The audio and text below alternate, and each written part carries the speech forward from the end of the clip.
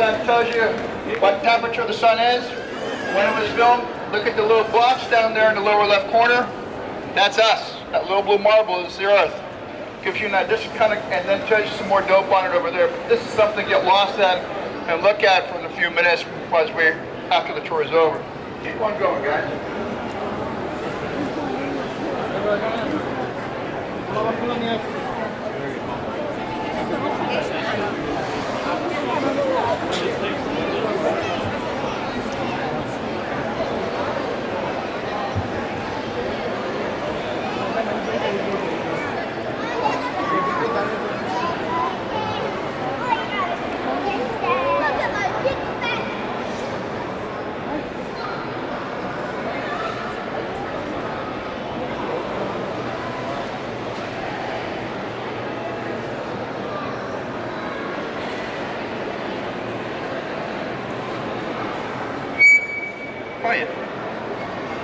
Now, ladies and gentlemen, the gallery you're in now is called Space Race, and we talk about how we and the Soviets race each other to the moon. That's the main exhibit here in the room. If you're a space fan, not to miss when you finish the tour. We're going to talk about the model here. This is the model of the vehicle that got us to the moon and back. First of all, some sizes and weights. Down here in the corner is a little 6-foot man.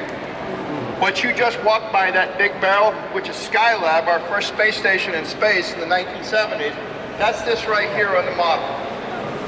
Right there. That big barrel is the smallest stage of them all. All right? It is a 363-foot tall spacecraft, a 36-story building. Fueled and ready to go, it weighs 6 million pounds. All right? Now, the first stage, when those engines fire up, develop 7.6 million pounds of thrust, enough to get this thing off the pad and going. About 2.5 minutes later, we go through staging. The shutting down of one stage, the dropping of that stage off. We ignite the next higher stage almost immediately after. And the first and second stage do not have an off switch. You turn them on and you leave them on, and the fuel runs dry, the engines quit, you jettison the stage. Now, the first stage is liquid kerosene and liquid oxygen. Second and third stage are liquid oxygen and liquid hydrogen. During the second stage burn, we are high enough that the parachutes of the command module will work. Before that, we are too low for them to work, so we use this thing on the very top called the launch escape tower. Think of that pencil with a lattice work immediately below it. And because the reason why they've got that there, ladies and gentlemen, is because essentially you are riding a 6 million pound bomb. And if the Houston sees something they don't like, the crew can abort the mission and get out of Dodge and be parachuted to safety. We are now at that altitude. We don't need the launch escape tower. It's jettisoned away. We go then a short time later from the second to the third stage. The third stage, those engines can be turned off. So when we get into orbit we want, we turn the third stage engines off, and we go into a parking orbit. 2 orbits around the Earth, about 2.5 hours what we're talking about, and we check out every system imaginable in the spacecraft and on the ground. When it's time to go to the moon, they light off the third stage engine once again, and this kicks us out of Earth's orbit to the coasting phase of the moon. Now, a word about just above the top half of this black band on top. That is called the instrument unit, the IU. The instrument unit is essentially a computer room sitting on the top of the 3 boosters. These computers are the ones that control the boosters. Think about this. The computers of Apollo, they took us to the moon. If you're going to, in the next few days, you get home and you want to balance your checkbook, and you take out that 4-function $5 calculator you got at your local drugstore. Maybe a year ago, maybe 10, doesn't matter. But that 4-function $5 calculator in today's world is a more powerful computer we went to the moon in theirs. All right, talk about technology. Now, when we're ready to go to the moon, we light off the third engine, like I said, and it kicks us out of Earth's orbit. About an hour or so after we leave Earth's orbit, the command service module combination, remember the launch escape tower, the pencil, that's long gone. The command service module goes up, turns 180 degrees around, so the pointing end is pointing down in this manner. You can clearly see the lunar module there, and that structure that surrounds the lunar module is called the adapter.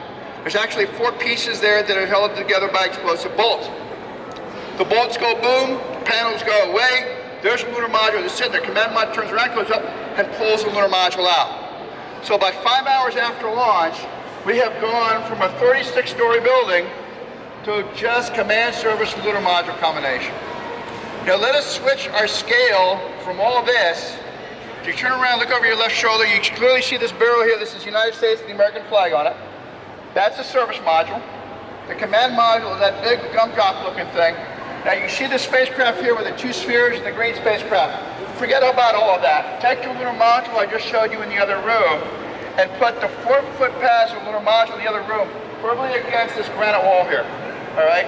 So the top of the lunar module is pointing towards the pointy end of the command module. Everybody with me on that? Everybody see what I'm talking about? This is what goes to the moon after we left the Earth with all of this. Just that. Now, if we do nothing, we will do what they call a free return trajectory. We'll go in on one side of the moon, come right around it, and keep on going. We don't want to do that. We don't want, and you come around the moon, you keep on going, meaning you come back to the Earth. We don't want to do that, of course. We want to land on the moon. So we got to do a couple of things. Let's walk to the back end of the spacecraft. Let me ask you, is that the first, towards space, maybe the years? No, they threw them away. Oh, they destroyed it. They destroyed them, yes sir. Right about here, guys, is where you want to go. Now, 3 days after we have left the Earth, there's the moon. We go in on one side of the moon, and on the far side of the moon, we turn all this around. Remember the command module, service module, lunar module combination. We turn all this around, so this big engine here is facing forward. And we light off this big engine called the Service Propulsion System engine for 6 minutes.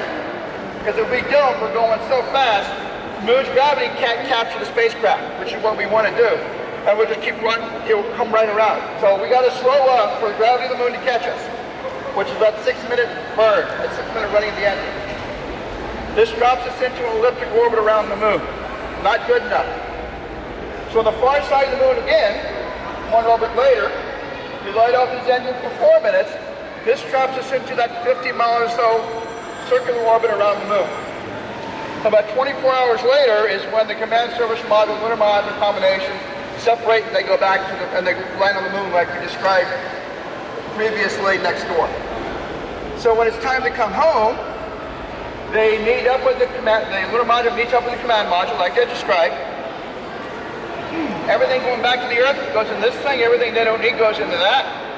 On the far side of the moon again, they turn this thing around, so this is not pointing and used as a brake because we're leaving. This is turned around and used as an accelerator because we're going to build up the speed to break out of lunar orbit on the way home. So we do that. Everything you're going to do to get onto the moon, get away from it, is done on the far side of the moon, away from Houston's influence. The astronauts do it all by themselves on the other side of the moon from the Earth. So we light off this big engine for 6 minutes, and this kicks us out of lunar orbit, and we come around the moon, and invariably one of the 3 guys in the spacecraft will say, Houston, please be advised that Isaac Newton is now doing the driving. Think about this, ladies and gentlemen. When you're going to the moon, you're fighting gravity. Earth's gravity is very powerful, of course. And you're fighting gravity towards the moon. When you're coming home, you're using it. So the 75 hours it takes you to go from the Earth to the moon and vice versa, when you're coming home, this gravitational pull of the Earth speeds you up. So just before you hit the top of the Earth's atmosphere, you're clocking along at 25,000 miles an hour. Now, on the bottom of that gumdrop looking thing is a heat shield. You drop away the service module, you flip the command module forward, and you plunge into the Earth's atmosphere when you're re-entering. So look back at the model for a second. Remember that 36-story building there? Right below the lattice work, right below that pencil on the very top, that gumdrop looking thing to the very top, that's the command module. That is 10 feet high, that is 1 story. So we left the Earth with a 36-story vehicle. We come back to the Earth with 1 story. That's it. We plunge into the atmosphere, and the spacecraft, it's a spacecraft, yes, but it does have lift. Think of a wing. So when you're flying through the Earth's atmosphere, you're going up, down, left, right, or you're spinning, and you can control this. And the command module pilot is the one who does that. because what he wants to do is keep within a 2.5-degree glide slope or re-entry corridor. If he comes in too steep, he burns up. If he comes in too shallow, he'll bounce off the top of the atmosphere. So that's what he's flying re-entry for. About 40,000 feet above the Earth, the parachutes open up, and the spacecraft hits the ocean, usually the Pacific, doing 22 miles an hour. Think about this, you're hitting something flat going 22 miles an hour. That's a pretty good lick. NASA thought about this too.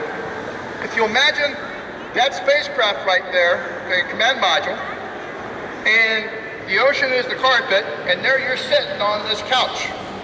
And you're basically being suspended from the ceiling on 4 corners of your couch. And these 4 points of suspension are actually shock absorbers. So when you hit the ocean, the shock absorbers do what they're supposed to do, and you got no problem. And ladies and gentlemen, that is how we went to the moon, in a very simplistic way of doing things, meaning my description of a very complex problem. Now, we have talked about today a guy named John Glenn. John Glenn is from a little Ohio town called New Concord. We talked about a guy named Neil Armstrong. He's from an even smaller town called Wapakoneta, Ohio. But perhaps the 2 most famous residents of Ohio come from a little bit bigger town than either one of those 2 guys. And that town is Dayton. So let us wander upstairs, and I will talk to you and show you the first airplane to ever fly with an engine successfully. Let us go wander, folks, right this way.